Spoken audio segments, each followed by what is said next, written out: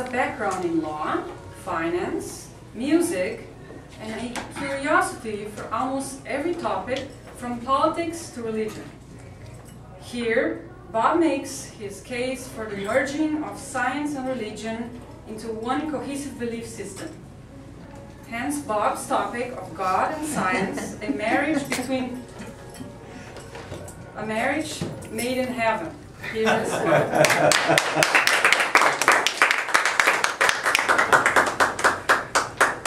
Thank you so much. This is pleasure. President? Thank you.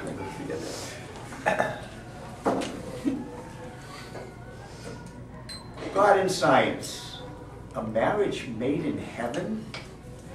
Now, earth to God, we have another scientific breakthrough that just came about, and we're bringing our relationship together closer than ever. Wait a minute. Aren't God and science supposed to be drifting apart from each other? How can they move close? Well, isn't knowledge a dangerous thing? As quoted in the Bible in Genesis, paraphrasing, God was not thrilled that Eve bit into the apple. So science providing that bite to enhance men's understanding of the universe, isn't it at the expense of God? Well, the whole universe wants to know.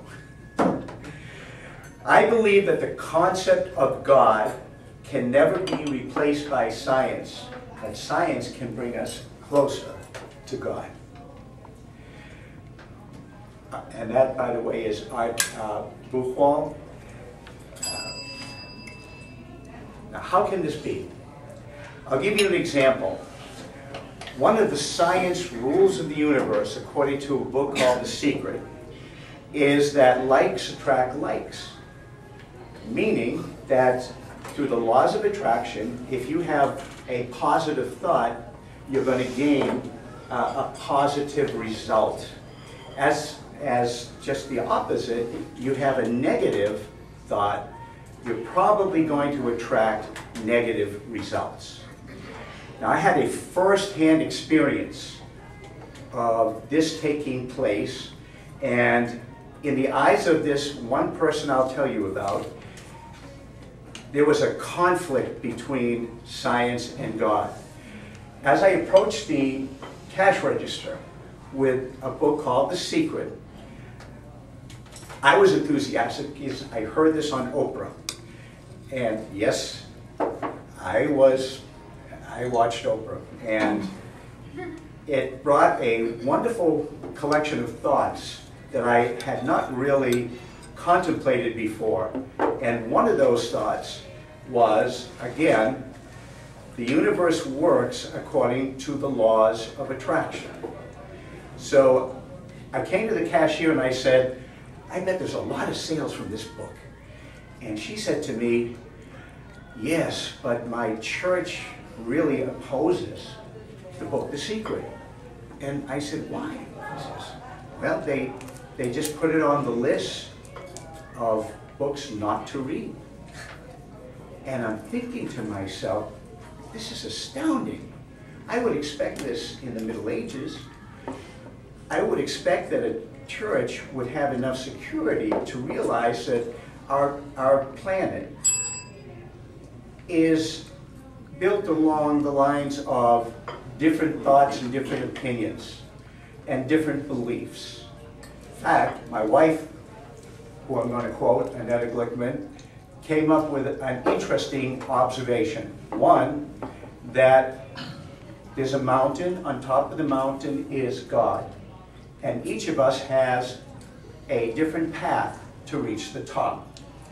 And in her mind, that God or Supreme Being takes on a different personality or manifestation of the person inside who is looking for a Supreme Being.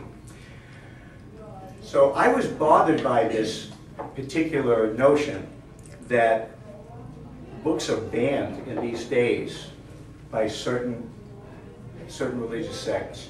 And I thought, am I committing heresy by reading this book? Am I deserving of punishment, exile, or burning at the stake? Well, hopefully not the second. I'm allergic to fires, and according to my wife, I don't have enough insurance. So, I have to say this, that the members of the church needn't worry, because anybody who worships a supreme being can have comfort and support from science. And so, it's not science that threatens God.